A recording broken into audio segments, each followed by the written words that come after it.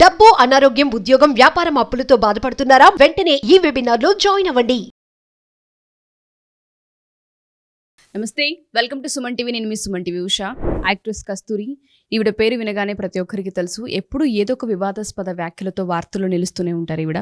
మరి ఇవాళ గనక మనం చూసుకుంటే కొన్ని వ్యాఖ్యలు దుమారం రేపుతున్నాయని చెప్పొచ్చు. తమిళనాట ఆవిడ చేసిన తెలుగు చిత్ర పరిశ్రమకి కావచ్చు, తెలుగు ప్రజలకి కావచ్చు, ఒక రకంగా ఇబ్బంది కలిగించేలా, అగౌరవపరిచేలా ఉన్నాయని చెప్పుకోవాల్సిన అవసరం ఉంది. దీనికి సంబంధించి ఆవిడ ఈ వ్యాఖ్యలు చేయడానికి గల కారణాలు ఏంటి అండ్ దాంతోపాటు ఏ విధంగా తెలుగు ఇండస్ట్రీ ఆడియన్స్ అండ్ దాంతోపాటు తెలుగు చిత్ర పరిశ్రమ స్పందించింది అండ్ దాంతోపాటు ఆవిడ మీద ఏమైనా లీగల్ యాక్షన్స్ తీసుకున్నారన్న విషయాలపై హైకోర్టు అడ్వకేట్ రవీంద్రనాథ్ గారు ఉన్నారు. ఆయన అడిగి తెలుసుకుందాం. నమస్తే రవీంద్రనాథ్ గారు. నమస్తే అండి ఉష గారు. యాక్ట్రెస్ కస్తూరి గారి గురించి మనకు తెలిసిందే. ఎప్పుడు ఏదో ఒక వివాదంతో ఆవిడ వార్తల్లో ఉంటూనే ఉంటుంటారు. ప్రత్యేకించి ఇవాళ కనుక మనం చూస్తే తెలుగు ప్రజలు అండ్ దాంతోపాటు తెలుగు చిత్ర పరిశ్రమ ఒకసారిగా మండిపడేలా ఆవిడ వ్యాఖ్యలు ఉన్నాయనే చెప్పొచ్చు. ఆవిడ ఆ విధంగా స్పందించడానికి గల కారణాలు ఏంటి, వ్యతిరేకించడానికి గల కారణాలు ఏంటి, అసలు ఏ సమయం సందర్భంలో ఆవిడ అలా స్పందించాల్సిన అవసరం వచ్చింది అంటారు? దీనికి సంబంధించిన పూర్తి సమాచారం ఏంటి సార్? సినీ నటి కస్తూరి అన్నమయ్య సినిమాలో అన్నమాచార్య యొక్క రెండవ భార్యగా రమ్యకృష్ణ గారితో సరిసమానంగా పాత్రను వేసి అనేక మంది వేల తెలుగు వాళ్ళ యొక్క హృదయాన్ని దోచుకున్నటువంటి ఒక నటిగా మనం చెప్పుకుంటాం కస్తూరి గారికి. ఆ సినిమాలో ఆవిడ పోషించిన పాత్ర ఎంతోమంది తెలుగు వారికి చాలా దగ్గర చేసింది. ఆ పాత్రలో పాటలు కావచ్చు, ఆ పాత్రలో సన్నివేశాలు కావచ్చు, ఎంతోమంది తెలుగు వాళ్ళ హృదయాల్లో ఆవిడ ఒక మంచి ప్రముఖ స్థానం సంపాదించుకున్నారు. ఆవిడ రీసెంట్గా చెన్నైలో ముఖ్యంగా బీజేపీ పార్టీగా ఆవిడ కొన్ని వ్యాఖ్యలు చేశాయి. ముఖ్యంగా తెలుగు వారిని ఉద్దేశించి ఆవిడ చేసిన వ్యాఖ్యలు ఏవైతే ఉన్నాయో చాలా పెద్ద దుమారాన్ని అయితే రేపుతున్నాయి. అయితే అసలు తెలుగు వారెవరు, తమిళం వారెవరు ఇది తెలియాలంటే కొద్దిగా మనం చరిత్ర లోతుల్లోకి వెళ్ళాలి. ఈ చెన్నై నగరం ఎవరిది? బందర్ అంటే ప్రజెంట్ ఉన్నటువంటి మచిలీపట్నం బందర్ మనం ఏది పిలుచుకుంటున్నామో బందర్ మచిలీపట్నాన్ని పరిపాలిస్తే పెద వెంకటాద్రి నాయుడు అన్నటువంటి వ్యక్తి యొక్క ఆధీనంలో ఉన్నటువంటిది ఇప్పుడు ప్రస్తుతం ఉన్న చెన్నై పట్టణం. అయితే ఈ పేరు కూడా ఎలా వచ్చిందో కూడా నేను మీకు చెప్పే ప్రయత్నం చేస్తాను. 1639 ఆగస్టు 22వ తారీఖు నాడు బ్రిటిష్ వాళ్ళు మేము ఇక్కడ ఒక కోటను కట్టుకుంటాం, మాకు ఇక్కడ ఇవ్వమని చెప్తే 1639లో బ్రిటిష్ వారికి ఒక అనుమతి ఇచ్చారు. అనుమతి ఇస్తే బ్రిటిష్ వారు 40లో దాన్ని మొదలుపెట్టారు. కానీ వాళ్ళ దగ్గర ఇన్కమ్ లేకపోవడం వల్ల ఆ కోట కంప్లీట్ కాకుండా ఉండిపోయింది. అటువంటి సమయంలో పెద వెంకటాద్రి నాయుడు గారి యొక్క అబ్బాయి దామర్ల వెంకటాద్రి నాయుడు, ఈ వెంకటాద్రి నాయుడు గారికి ఒక బ్రదర్ కూడా ఉన్నాడు. అతని పేరు అయ్యప్ప నాయుడు.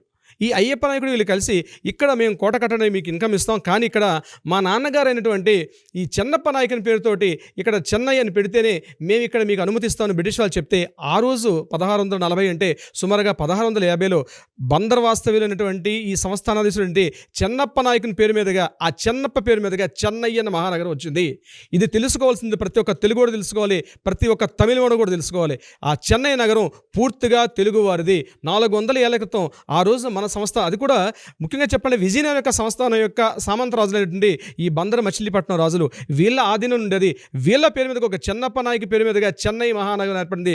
తర్వాత బ్రిటిష్ వాళ్ళు దాన్ని ఒక ఓడర్ కేంద్రంగా చేశారు. తర్వాత రకరకాల పేర్లతో దాన్ని మద్రాసును మరి పిలిచారు. ఆ మద్రాసును పిలడానికి కూడా అదొక కారణం ఉంది. అది నేను ఆ విషయంలోకి వెళ్ళదలుచుకోలేదు. ప్రజెంట్ చెన్నైని పిలుచుకున్న ఆ పేరు చెన్నప్ప నాయకన్. ఈ చెన్నప్ప నాయకన్ పూర్తిగా తెలుగువాడు. ఇది తెలుసుకోవాల్సిన విషయం కూడా కస్తూరి గారికి ఉంది. ఆవిడ చేసిన వ్యాఖ్యలో ప్రధానంగా ఏం చెప్పారంటే, ఇది కాదు ఎప్పుడో 300 ఏళ్ల క్రితం మా తమిళ రాజుల దగ్గరికి ఒక పరిచారికలుగా వచ్చినటువంటి ఈ తెలుగువారు ఈరోజు మా తమిళ జాతి అని చెప్పి మమ్మల్ని ఈక్వల్గా మాట్లాడడం కరెక్ట్ కాదన్నారు. కస్తూరి గారు ఈ వీడియో ద్వారా మీకు కూడా తెలియపరుస్తున్నాను. ఈ చెన్నై పట్టణం తీసుకున్న ముఖ్యంగా మీ తమిళ సంస్కృతిలో మాట్లాడుకుంటే రెండు ప్రధాన రాజ్యాలు, ఒకటి చోళ రాజ్యం, మరొకటి పాండ్య రాజ్యం. చోళ రాజ్యం అంతా కూడా మీకు టాంజూర్లో ఉండేది, పాండ్య రాజ్యం అంతా కూడా మధురైలో ఉండేది. చోళ రాజులు అంటే కాంచీపురం కావచ్చు, ఈ యొక్క తంజావూరు, ఇక్కడ చోళ రాజులు పరిపాలించేవారు. పాండ్య రాజులు, మధురై పాండ్య రాజులు అంటారు. వీళ్ళకి వాళ్ళకి మధ్య ఎప్పుడు కూడా యుద్ధాలు కంటిన్యూ అవుతుండేటి. అటువంటి సమయంలో ఒకసారి మధురై యొక్క పాండ్యరాజు ఎప్పుడైతే కొన్ని కారణాల వల్ల అయినప్పుడు సదాశివరాయలు, ఎవరైతే విజయనగర సామ్రాజ్యంలో సదాశివరాయల యొక్క అక్కడ పనిచేసిన సైన్యాధిపతి నాగమనాయకుడిని పంపిస్తారు. నాగమనాయకుడు కూడా అక్కడికి వెళ్ళిన తర్వాత పాండ్యులతో కలిసి ఆ ప్రాంతాన్ని కంట్రోల్ చేస్తున్న టైంలో మరలా సదాశివరాయలు ఏం చేస్తారంటే తన యొక్క నాగమనాయకుడి యొక్క కొడుకు, అతని పేరు విశ్వనాథ నాయకుడు, ఆ విశ్వనాథ నాయకుడిని పంపించి మధురైని పరిపాలించారు. మధురైని పరిపాలించిన నాయకరాజులు కూడా పూర్తిగా తెలుగువారు. నాయకరాజులు అంటారు, మధురై నాయకరాజులు అంటారు. ఈరోజు మధురై మీనాక్షి టెంపుల్ కూడా పూర్తిగా తెలుగు వాళ్ళది. ఇప్పుడు కాదు, కొన్ని వందల వేల సంవత్సరాల క్రితం కూడా తెలుగు రాజులు ఇక్కడి నుంచి పరిపాలించారు. మధురై నాయకన్ రాజులు అని చెప్పుకున్న వాళ్ళందరూ కూడా పూర్తిగా తెలుగువారు. ఇది నేను చెప్పట్లేదు, చరిత్ర యొక్క లోతుల్లోకి వెళ్తే, చరిత్ర పుటల్లోకి వెళ్తే పూర్తిగా తేడా వస్తుంది. తెలుగువారు తమిళం వారు వేరు కాదు. కొన్ని వేల సంవత్సరాల నుంచి వాళ్ళకి మధ్య సమైక్య భావన ఉంది. ఇంకొక విషయం మీకు చెప్పాలనుకుంటే, ముఖ్యంగా కరుణానిధి గారు, ఇప్పుడు ఎవరైతే స్టాలిన్ ఉన్నారో ఈ స్టాలిన్ పూర్తిగా తెలుగు వాళ్ళ పూర్వీకులు విజయనగరంలో ఉన్నటువంటి వీళ్ళు యాక్చువల్గా నాయి బ్రాహ్మణులు. నేను చెప్తున్నాను క్రిటికల్, వాళ్ళు నాయీ బ్రాహ్మణులు. కరుణానిధి గారి యొక్క పూర్వీకులు విజయనగర సంస్థానం నుంచి ఇప్పుడు ప్రెసిడెంట్ ఒంగోలు, క్లియర్గా చెప్తున్నాను. కరుణానిధి గారి యొక్క పూర్వీకులు ఒంగోలు, ప్రకాశం జిల్లా ఒంగోలు దగ్గర ఉంటే చెరువుకట్ల పాలెం అనేటువంటి ఆ ఊరు దగ్గర పెళ్ళూరు అనే ఊరు ఉంటుంది. ఆ ఊళ్ళో శివాలయంలో నాదస్వరం వహించుకుంటూ ఎంతో ఉండేవారు. అయితే కొన్ని కరువు కటకాలు రావడం వల్ల ఒంగోలు ప్రాంతం నుంచి, ప్రకాశం జిల్లా ప్రాంతం నుంచి వాళ్ళు ఈ ప్రాంతం నుంచి అక్కడికి మైగ్రేట్ అయిపోయారు. ట్యాంజూరు ప్రాంతానికి వెళ్ళారు. ట్యాంజూరు నుంచి మళ్ళీ చెన్నై వచ్చారు. కరుణానిధి గారి యొక్క తాతగారు, కరుణానిధి యొక్క ముత్తాతల ఆనవాళ్ళు ఈరోజు కూడా మనకు ప్రకాశం జిల్లా ఒంగోలు ఆనవాళ్ళు ఉన్నాయి. స్టాలిన్ గారు కూడా ఇక్కడ వాళ్ళే, అంటే వీళ్ళ వంశం అయినప్పుడు ఇక్కడ ప్రజెంట్ తెలుగువారి నుంచి ఆనవాళ్ళే మనకే కనిపిస్తాయి. ఈ విషయం బహుశా తెలిసి డిఎంకే ప్రభుత్వం ఉన్నటువంటి వాళ్ళు కేవలం తెలుగు మాట్లాడే వాళ్ళకే పూర్తిగా సపోర్ట్ ఇస్తున్నారు కాబట్టి ఇక్కడ తెలుగువారు వ్యతిరేకం, తమిళ వ్యతిరేకం అని చెప్పి కొత్త భావాన్ని తీసుకొని రాకండి. దయచేసి ఈ సినిమా యాక్టర్స్ అందరూ కూడా మీరు సినిమాలో నటినట్లు ఎవరో రాసిన మాటలు, ఎవరో రాసిన పాటలు పాడడం కాదు, మీరు చరిత్ర పుటల్లోకి వెళ్ళండి. అట్లీస్ట్ మాలాంటి వాళ్ళ దగ్గర రండి, చరిత్రను తెలియపరుస్తాం. చరిత్రలో మేము పూర్తిగా నిష్ణాతులు, అందులో పూర్తిగా ఏ విషయాన్ని ఎలా ఉందో కూడా కుండ బద్దలు కూడా చెప్తామండి. ఈ రోజు ఇలాంటి దుమారమైన వ్యాఖ్యలు, ముఖ్యంగా ఇప్పటికీ తమిళనాడులో మీరు చూసినట్లయితే కోయంబత్తూరు కావచ్చు, సేలం కావచ్చు, ఈరోడ్ కావచ్చు, ట్యాంజూరు కావచ్చు, మధురై కావచ్చు, ప్రతి చోట మోర్ దాన్ 35% ప్రతి ప్రాంతంలో కూడా తెలుగు వాళ్ళు ఉన్నారు. ప్రతి చోట 35% ఇట్స్ నాట్ స్మాల్. మీరు చెప్పేది మిడిల్ ఆఫ్ ద విరుద్ధనగర్ తీసుకోండి, లేకపోతే కుంభకోణం తీసుకోండి, పూదుగొడ తీసుకోండి, ఊదుమల తీసుకోండి, ప్రతి చోట కూడా తెలుగు వారి యొక్క పర్సంటేజ్ మోర్ దాన్ 35% ఉంది. నాట్ ఓన్లీ ఇక్కడ ఉన్న వాళ్ళు తమిళ అప్పుడు ఉన్నటువంటి ఈ ట్యాంజూర్ రాజులు, మధుర నాయకన్ రాజుల దగ్గర వర్క్స్ చేయడానికి చాలామంది వెళ్ళారు. వాళ్ళ రకరకాల వ్యక్తులు, అంటే బంగారవతులు చేతి పని వాళ్ళు వెళ్ళారు, బంగారవతులు వాళ్ళు వెళ్ళారు, నాదస్వర బృందం వాళ్ళు వెళ్ళారు. ఇప్పుడు నేను చెప్పినట్టు కరుణానిధి గారు అక్కడ కూడా వీళ్ళందరూ కూడా వెళ్ళి అక్కడ తమిళం అన్నది ఈరోజు తమిళం వేరు, తెలుగు వేరని రెండింటిగా చూడలేము. మనిషి మీద వేసుకున్న డ్రెస్ ఎలా ఉంటుందో, డ్రెస్ వేరేగా, మనిషి వేరేగా మనం ఏ రకంగా అయితే చూడలేమో అదేవిధంగా తమిళ తెలుగుని రెండింటిని కూడా విడదీసి చూడడం అనేది కరెక్ట్ కాదు. ఇది ఒక రాజకీయ నేతగా మీరు మాట్లాడేటప్పుడు ప్రతి విషయాన్ని కూడా తెలుసుకొని మాట్లాడాల్సిన అవసరం అయితే ఉంది. ఇక్కడ బ్రాహ్మణికం గురించి మాట్లాడారు. ఎగ్జాక్ట్లీ బ్రాహ్మణికంగా మీరు చెప్పింది కరెక్టే. బ్రాహ్మణులు అనేవాళ్ళు ఎప్పుడు కూడా పరులేక భార్యని చెడుచూపుగా చూడరని చెప్పి, అదేవిధంగా వేరే వాళ్ళ ఆస్తులను కూడా తీసుకోవాలని చెప్పి, ఒకరు ఇద్దరికి మించి ముగ్గురు భార్యలు ఉండరని చెప్పి, మీకన్నా మేము బ్రాహ్మణులు ముందొచ్చాం. ఈ ఆర్య ద్రావిడ సిద్ధాంతం అన్నది దురదృష్టవశాత్తు బ్రిటిష్ వాళ్ళు మన మీద పెట్టినటువంటి ఒక సిద్ధాంతం మాత్రమే. మ్యాక్సిమలర్ పెట్టిన సిద్ధాంతమే లేకపోతే ఆర్యులు వేరు, ద్రావిడులు వేరు సిద్ధాంతం కాదు. ఇక్కడ ద్రావిడులు వేరు, ఆర్యులు, అసలు ఆర్య అనే శబ్దమే తప్పుది.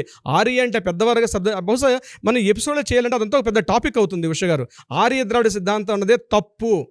అది తెలుసుకోకుండా మీకన్నా మేము బ్రాహ్మణులు ముందున్నాం కాబట్టి మమ్మల్ని ఇక్కడ క్రిటిసైజ్ చేయకంటే, ఈడు ఒక బ్రాహ్మణ్ కస్తూరి గారు, సో బ్రాహ్మిన్సం కాబట్టి మమ్మల్ని ఇక్కడ క్రిటిసైజ్ చేయడం కరెక్ట్ కాదని చెప్పి కస్తూరి గారు మాట్లాడే విధానం ఏదైతుందో 100% తప్పండి. ముఖ్యంగా డిఎంకే పరిపాలిస్తున్నటువంటి ఏదైతే ఉన్నారో, ముఖ్యంగా పెరియార్ రామస్వామి గారి తర్వాత అన్నాదురై గారు, అన్నాదురై ఏర్పాటు చేసిన కరుణానిధి గారు ఇప్పుడు నేను చెప్పినట్టుగా పూర్తి తెలుగువారు. అయితే తెలుగువారు ఎంత మాత్రాన వారు తమిళంలోనే వాళ్ళకి పూర్తిగా ఉన్నప్పటికీ, వాళ్ళు తమిళంలోనే పూర్తిగా వాళ్ళకు 3 తరాల నుంచి తమిళంలో ఉన్నప్పటికీ కూడా వాళ్ళు బేసిక్స్ ఉన్నాయి, తెలుగులో ఉన్నాయి కాబట్టి ఏదో సందర్భంలో వాళ్ళు మాట్లాడి ఉండొచ్చు.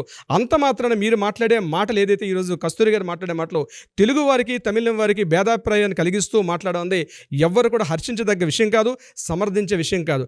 దీని మీద ఖచ్చితంగా వాళ్ళు ఒక రిటార్ట్ తీసుకుంటారు, ప్రజలు కూడా వ్యతిరేకిస్తారు. ఈ చెన్నై పట్టణంలో కూడా మోర్ దాన్ 45 to 50% తెలుగు వాళ్ళే ఉన్నారు. మా ఇంటి పేరు అలగిరి వాళ్ళం పూర్తి, అంటే అలగిరి ఇంటి ఎక్కడ వస్తుంది, స్టాలిన్ గారి యొక్క పెద్ద కొడుకు పేరు అలగిరి, మా ఇంటి పేరు అలగిరి. మేము మధురై నుంచి వచ్చాము. యాక్చువల్గా మధురై నుంచి దివ్యదేశం, వైష్ణవి దివ్యదేశం అనేటువంటి అలహర్ కోయిల్ అంటారు. 108 దివ్యదేశాలు, అలహర్ కోయిల్ ఒక పెద్ద టెంపుల్. మధురై నుంచి జస్ట్ ఎగ్జాక్ట్లీ 12 kilometers. మేము అక్కడి నుంచి వచ్చాము మేము పోయి. సో మేము తమిళియన్స్ వేరేగా, మేము తమిళియన్స్ ఇప్పటికీ మాకు కొన్ని మేము మాట్లాడుకుంటాం, ఆ పదజాలాల్లో అన్నీ కూడా తమిళం ఉంటుంది.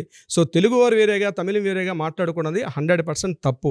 ఇది ప్రతి ఒక్కరు గుర్తుంచుకోవాల్సిన అవసరం ఉంది. Thank you for the information sir. ఎందుకంటే చాలామందికి మీరు అన్నట్టుగా చరిత్ర ఏంటో తెలీదు, ఒకసారి దాని గురించి తెలుసుకునే అవకాశం కల్పించారు. అని దాంతోపాటు ఆవిడ ఏవైతే వ్యాఖ్యలు చేశారో అక్కడున్న తెలుగు ప్రజలందరూ కూడా వాటిని వెనక్కి తీసుకోవాలని కోరుకుంటున్నారు. వాళ్ళ డిమాండ్ మేరకు ఆవిడ వెనక్కి తీసుకోవాలని కోరుకుందాం. Thank you sir. Thank you so much. Thank you so much Usha గారు.